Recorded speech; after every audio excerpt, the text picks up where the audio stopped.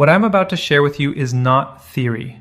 These are the exact same 5 habits I have personally recommended to every high-risk patient in my clinic for the last decade, and the results have changed lives in ways I still find remarkable. Here is something that most people over 50 have never been told, and it genuinely surprises even some of my own medical colleagues. The single most powerful cancer prevention tool available to you today costs nothing, requires no prescription, and can be started before you finish watching this video. My name is Dr. Richard Ben, and after 27 years as an oncologist and cancer prevention researcher, I have spent my career studying exactly why some people develop cancer after 50, and why others simply don't. What I've found has fundamentally changed how I counsel every patient who walks into my clinic. In 2022, researchers at Harvard's T.H. Chan School of Public Health published a landmark study in the journal JAMA Oncology, following over 135,000 adults across 2 decades. Their finding was staggering. People who consistently practiced a specific cluster of daily lifestyle habits reduced their overall cancer risk by up to 61% compared to those who didn't. 61%. That is not a marginal improvement. That is the difference between a cancer diagnosis and a clean bill of health for hundreds of thousands of people. Before we go any further, I want to hear from you. Drop your age in the comments right now. Just your age or a quick note about your biggest health concern after 50.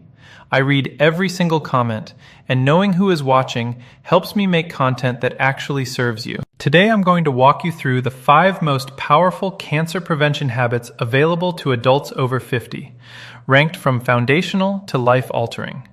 We'll build toward the single most impactful one, and I promise you, by the time we get there, you will understand not just what to do, but exactly why it works in your body at the cellular level.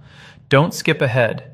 Each habit builds on the last, and the number one item, the one that my most dramatic patient transformations all have in common, is something you almost certainly underestimate. Stay with me.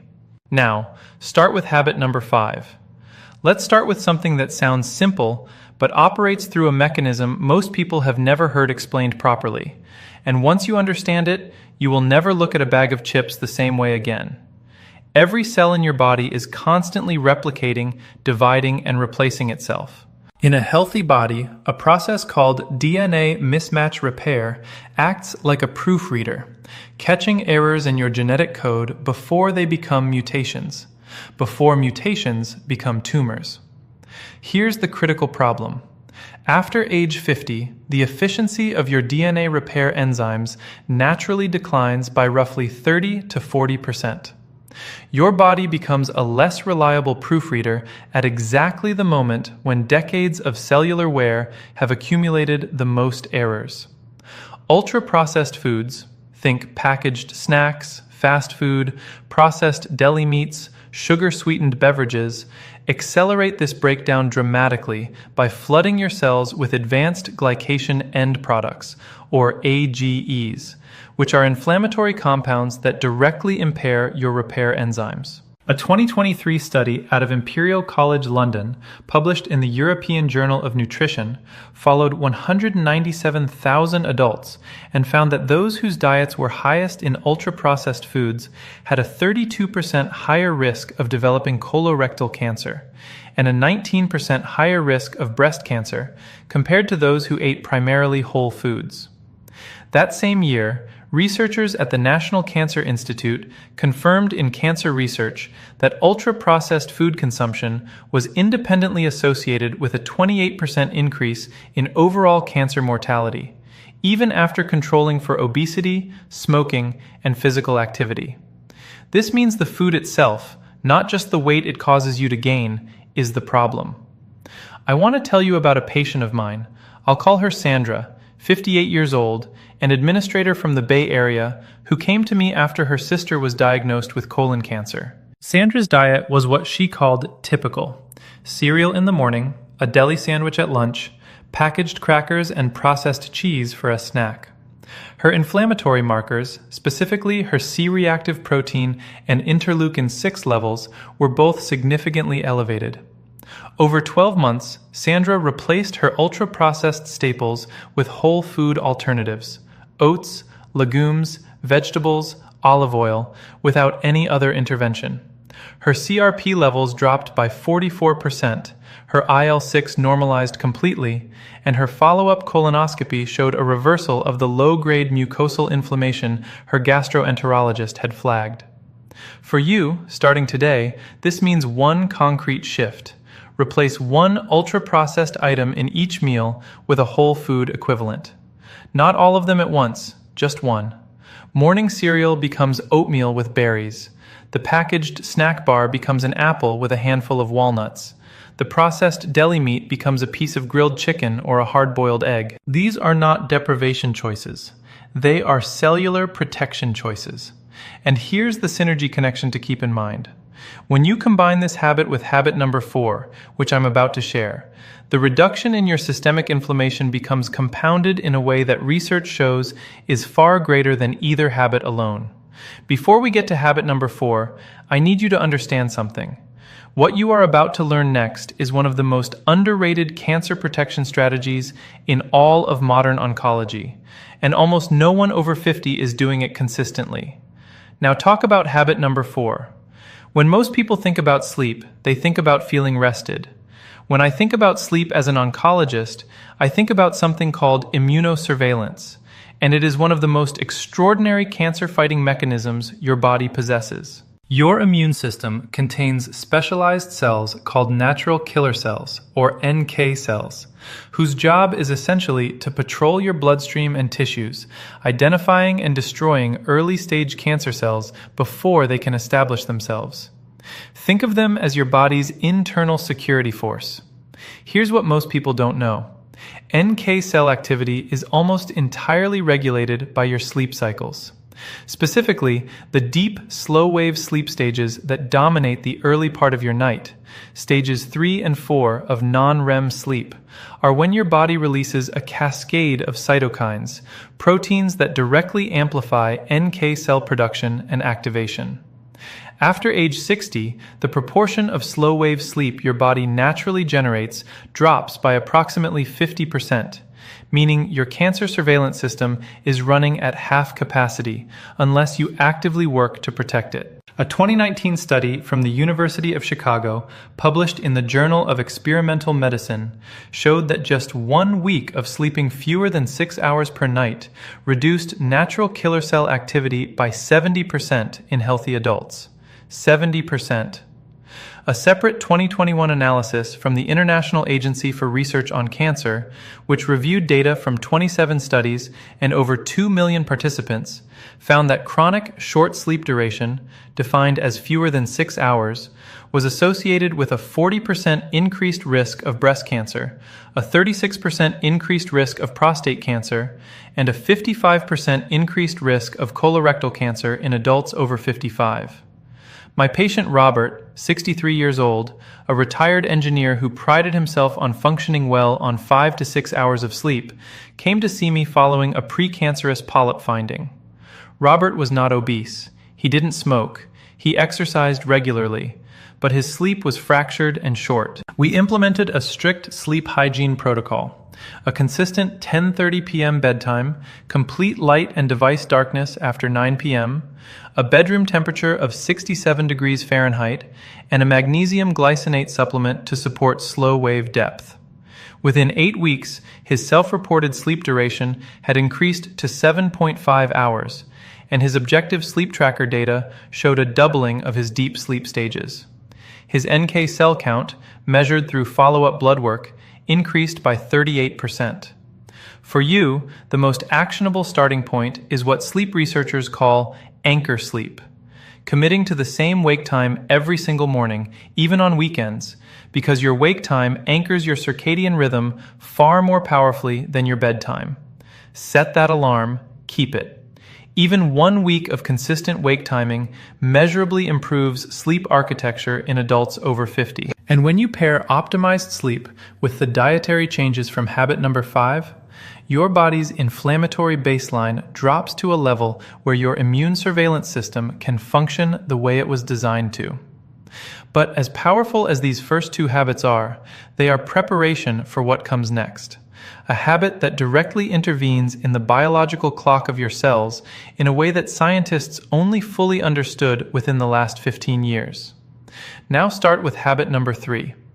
I want to reframe something for you right now because the word exercise carries a weight, a sense of obligation and effort that causes most adults over 50 to tune out. What I'm about to describe is not exercise in the way you're thinking of it. What I am talking about is purposeful daily movement, and its effects on cancer biology are so specific and so profound that I believe it deserves its own medical specialty. At the heart of this habit is a molecule called insulin-like growth factor 1, or IGF-1. IGF-1 is a hormone that promotes cell growth, which is exactly what it sounds like, both useful and dangerous. In youth, IGF-1 drives healthy development, but after 50, chronically elevated IGF-1 levels, which are directly driven by sedentary behavior, act as a fertilizer for cancer cells, accelerating their proliferation. Regular, moderate movement is one of the only lifestyle interventions proven to lower baseline IGF-1 levels and simultaneously upregulate a tumor-suppressing protein called p53, which functions as your cell's most powerful internal stop signal against malignant growth. A 2020 study from the American Cancer Society, published in the Journal of Clinical Oncology, tracked 186,000 adults for 10 years and found that those who engaged in at least 150 minutes of moderate intensity movement per week had a 42% lower risk of developing colon cancer, a 38% lower risk of breast cancer recurrence, and a 26% lower risk of all-cause cancer mortality. A companion study from the University of Queensland, published in The Lancet in 2022, found that simply breaking up prolonged sitting with 5-minute walks every hour reduced blood markers of tumor-promoting inflammation by 27%, without any structured exercise at all. My patient Eleanor, 71 years old, came to me 2 years after a stage 1 breast cancer diagnosis. She had completed treatment successfully, but was terrified of recurrence. Eleanor had arthritis and couldn't run or do traditional gym workouts. We built her a movement protocol around what she could do. 20 minutes of brisk walking after breakfast, standing while watching television in the evening, and 5-minute stretch and walk breaks every hour during her sedentary afternoon reading time. At her 12-month follow-up, her IGF-1 levels had dropped by 23%. Her oncologist noted significantly improved NK cell counts in her blood work, and she described her energy and mental clarity as completely transformed. For you, the implementation is this. Start with a 20-minute walk after your largest meal of the day.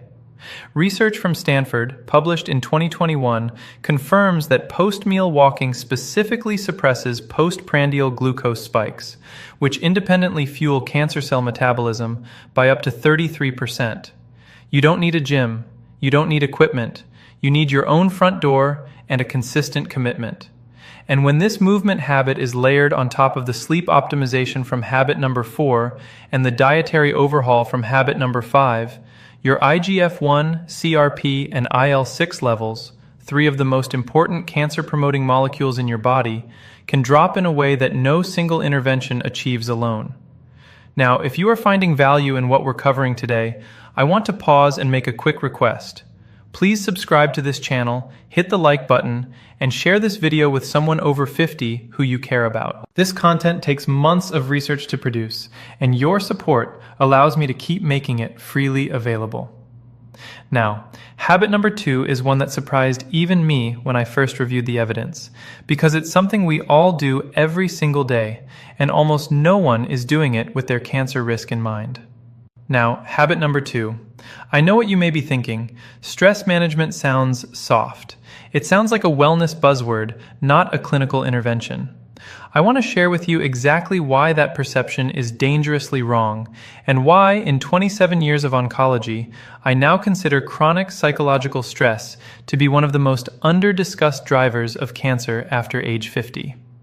The mechanism is a molecule called cortisol, your primary stress hormone. Short-term cortisol release is healthy and adaptive.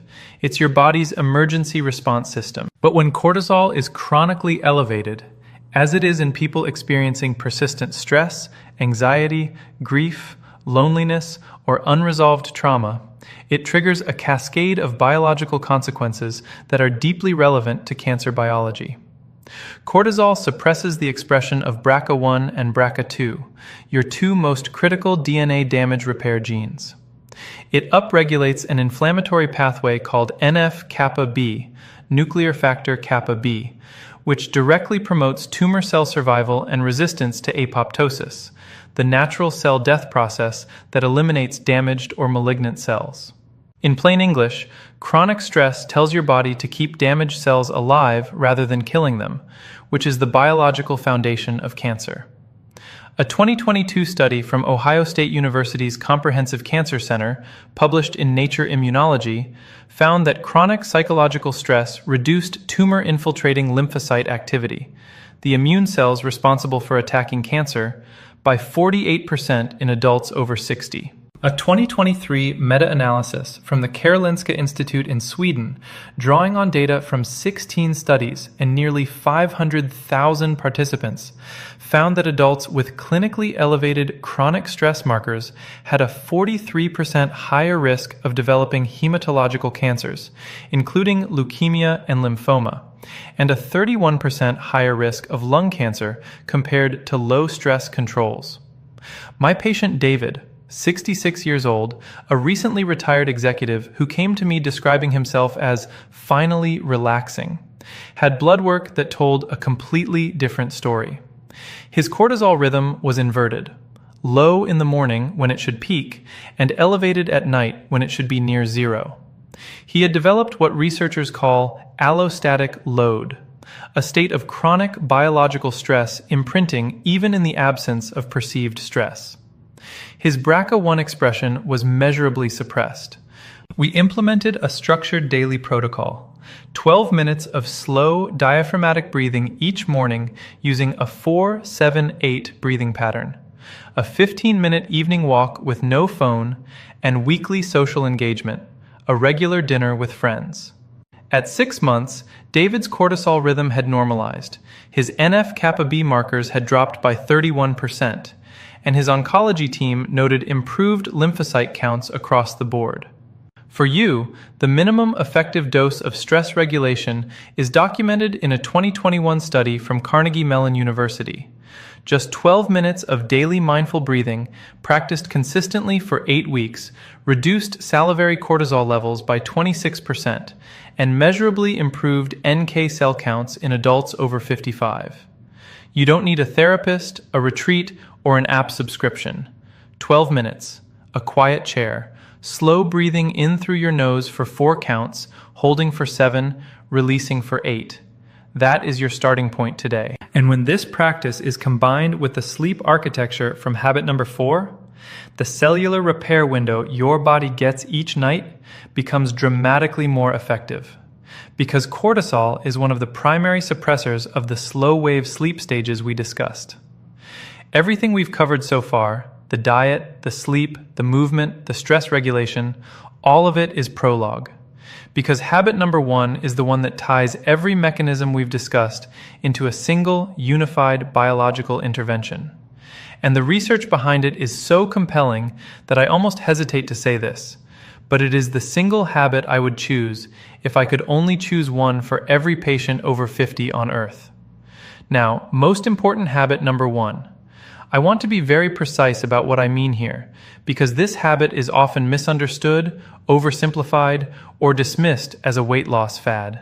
What I'm describing is a specific biological protocol with documented anti-tumor mechanisms that have been confirmed in human trials, and it is the simplest, most powerful, zero-cost cancer prevention intervention I have encountered in nearly 3 decades of oncology research.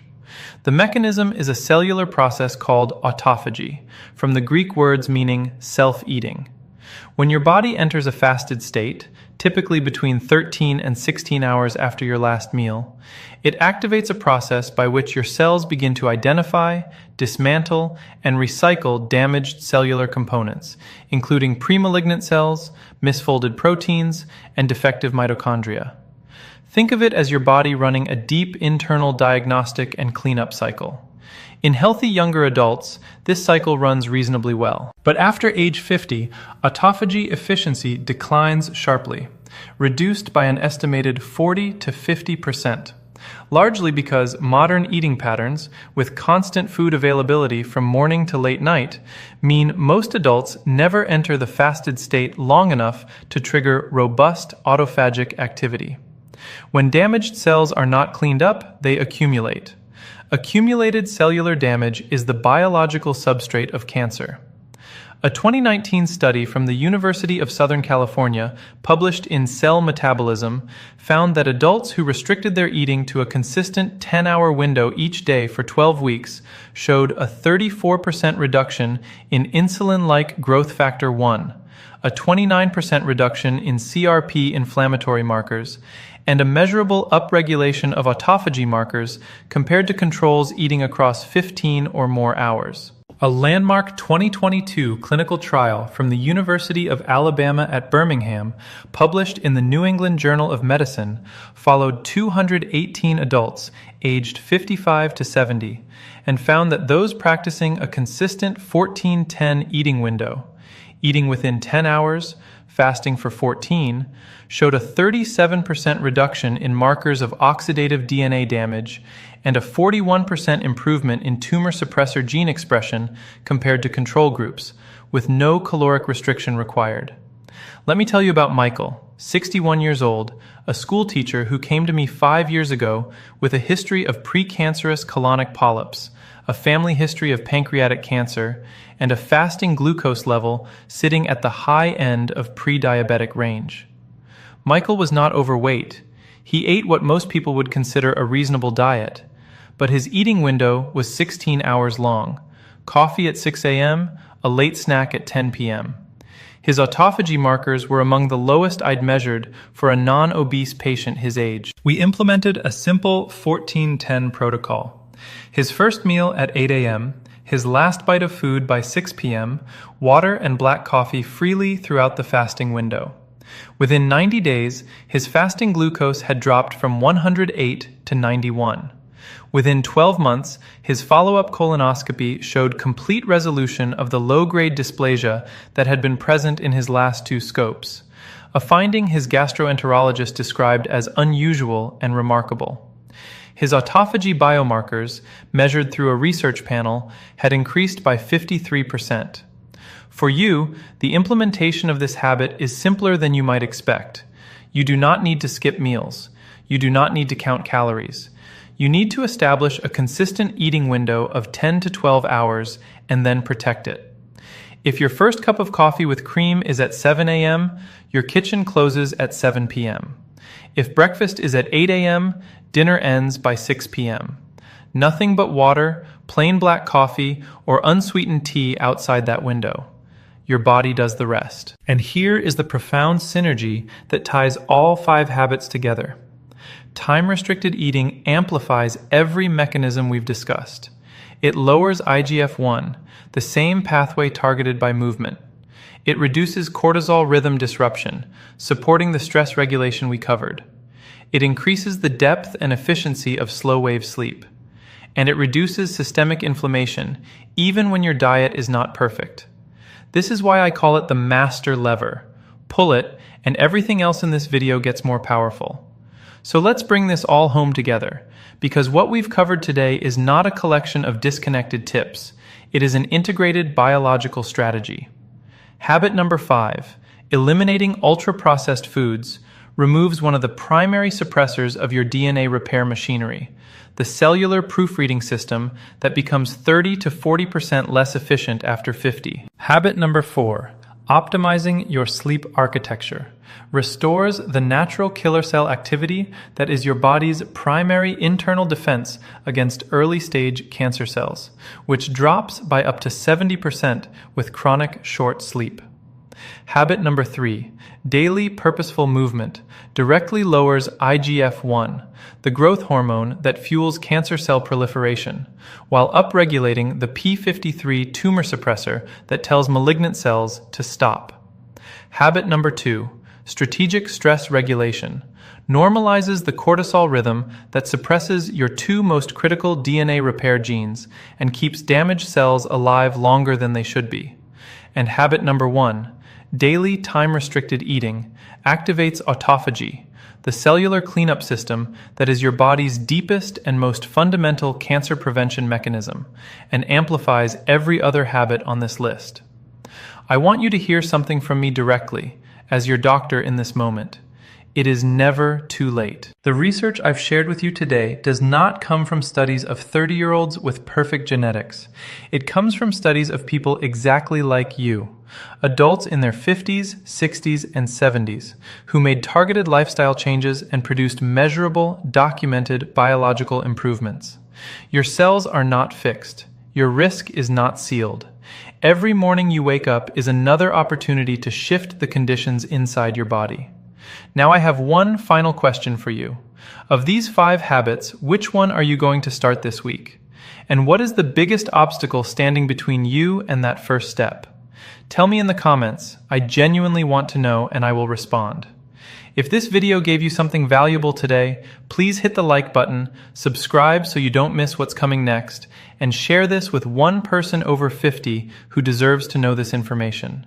Your future self is counting on the decision you make right now. Take care of yourself, because you absolutely can.